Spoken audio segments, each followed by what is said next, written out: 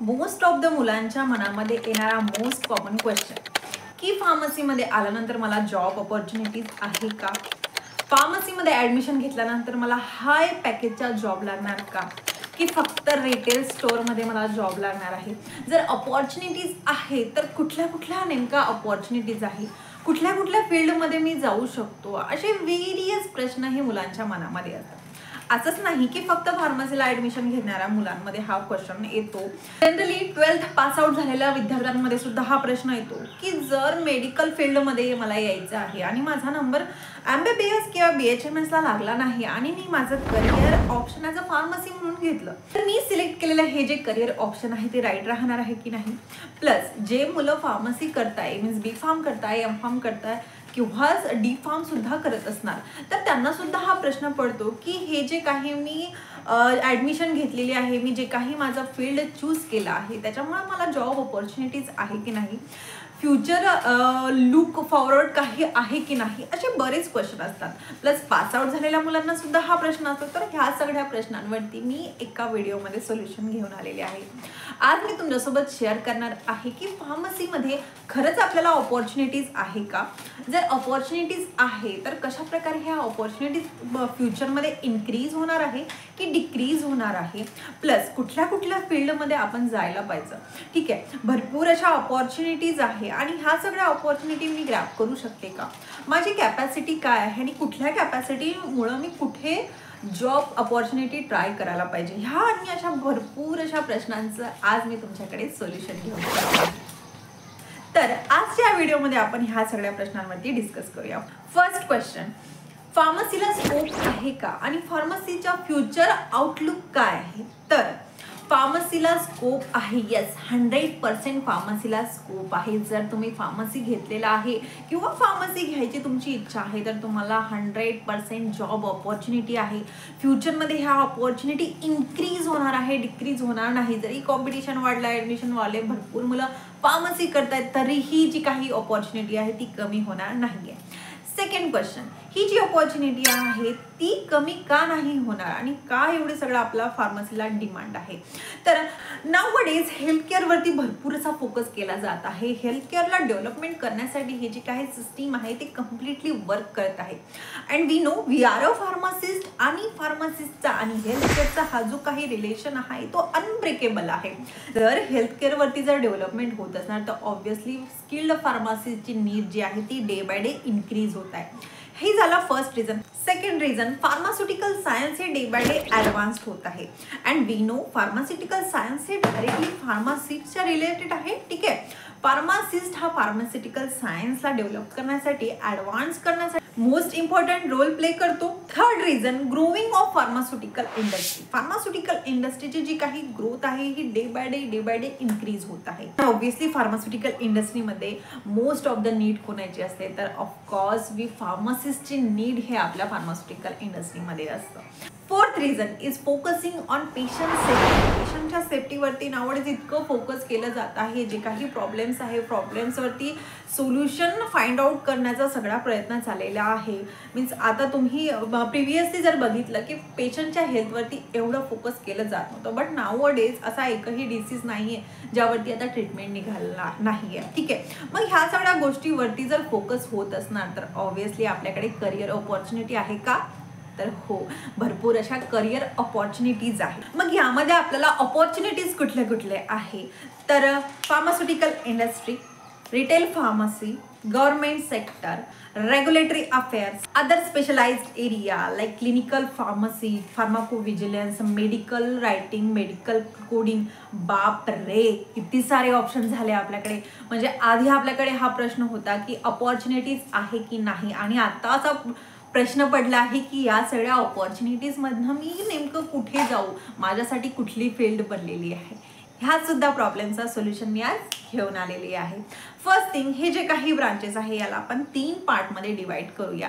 First कॅटेगरीमध्ये घेऊया practice setting. Practice setting म्हणजे काय तर ॲज अ फार्मासिस्ट म्हणून आपण तिथे प्रॅक्टिस करू शकतो.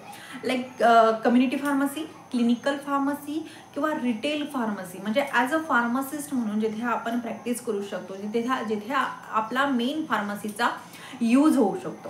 क्लिनिकल फार्मसी म्हणजे काय, तर ह्या फार्मसीमध्ये डायरेक्टली हा फार्मासिस्ट रिलेटेड असतो आपल्या पेशंटसोबत. ठीक आहे, जिथे फार्मासिस्ट हा डायरेक्टली पेशंट्सच्या कॉन्टॅक्टमध्ये येतो त्याला आपण क्लिनिकल फार्मसी म्हणतो. रिटेल फार्मसीमध्ये काय, जिथे आपण आपलं स्वतःचं मेडिकल स्टोअर ओपन करू शकतो आणि मेडिकल स्टोअर ओपन करून आपण जे काही प्रिस्क्रिप्शन आहे, डिपेंडिंग ऑन दॅट प्रिस्क्रिप्शन आपण जे काही ड्रग डिस्पर्स करतो त्याला आपण रिटेल फार्मसी म्हणतो. गव्हर्नमेंटमध्ये सुद्धा फार्मासिस्टच्या बऱ्याच अशा वॅकन्स्या असतात. गव्हर्नमेंट प्रत्येक 4-6 महिन्यानं फार्मासिस्टसाठी वॅकन्स्याच काढते. ह्या वॅकन्स्या आपल्याला सेंट्रल गव्हर्नमेंटच्या असतात, आपल्याला DMEच्या सुद्धा भरपूर अशा जागा असतात फार्मासिस्टच्या. रेल्वेमध्ये सुद्धा फार्मासिस्टची वॅकन्सी असते, नेव्हीमध्ये सुद्धा असते. अशा भरपूर अशा गव्हर्नमेंट अपॉर्च्युनिटीज आहे. Then as a hospital pharmacist म्हणून सुद्धा आपण आपलं करिअर चूज करू शकतो. ठीक आहे, हा झाला फर्स्ट कॅटेगरी. सेकंड कॅटेगरी आहे नॉन प्रॅक्टिस सेटिंग. नॉन प्रॅक्टिसमध्ये जिथे आपल्याला ह्या ॲज अ फार्मासिस्ट म्हणून वर्किंग करायचं नाही आहे, then we can select our career as a academic. अकॅडमिकमध्ये सुद्धा आपल्याला भरपूर असा स्कोप आहे. अकॅडमिकमध्ये सुद्धा आपल्याला एक टीचिंग फील्ड येतं आणि एक रिसर्च फील्ड येते. म्हणजे टीचिंग फील्डमध्ये जिथे आपले लेक्चरर्स आहे, ठीक आहे, ॲज अ लेक्चरर म्हणून, असिस्टंट प्रोफेसर म्हणून तुम्ही तुमचं करिअर सिलेक्ट करू शकता जर तुम्हाला टीचिंगची आवड असणार तर. देन रिसर्च म्हणून मध्ये सुद्धा तुम्ही तुमचं करिअर सिलेक्ट करू शकता. हा सुद्धा एक बेस्ट ऑप्शन असतो आपल्याकडे. Then we have another options for a regulatory affair. हे एक प्रोफेशनल फील्ड आहे. त्याचं वर्क काय आहे, तर it completely focused on insuring the product कुठले कुठले, तर इंडस्ट्रीमधले प्रोडक्ट, मेडिकलमधले प्रोडक्ट, मेडिसिन डिव्हाइस, फूड्स, हे जे काही प्रोडक्ट्स आहे या प्रोडक्ट्सवरती फोकस केलं जातं. हे प्रॉपर गाईडलाईन फॉलो करत आहे की नाही हे चेक करायचं काम आपल्या ड्रग इन्स्पेक्टरचं आहे. ठीक आहे. आफ्टर दॅट गव्हर्नमेंट सेक्टर आपल्याला फक्त हॉस्पिटल फार्मसीची वॅकन्सी देत नाही, तर रिसर्चमध्ये सुद्धा आपल्याला अपॉर्च्युनिटी असते ॲज अ गव्हर्नमेंट वर्कर म्हणून.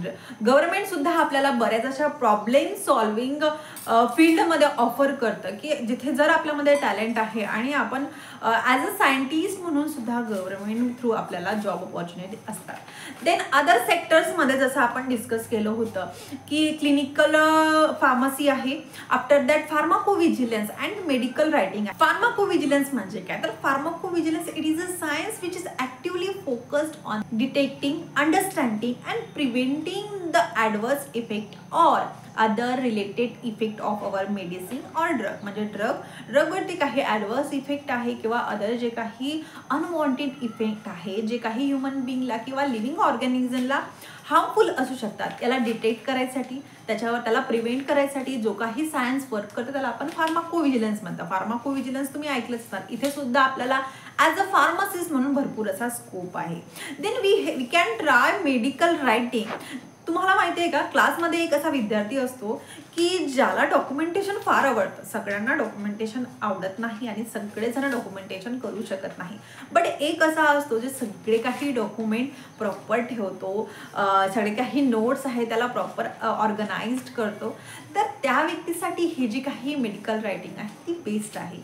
मेडिकल रायटिंग म्हणजे काय, तर medical writing it is a practice which collect clear, accurate structure of all the document which contain the scientific and medical information.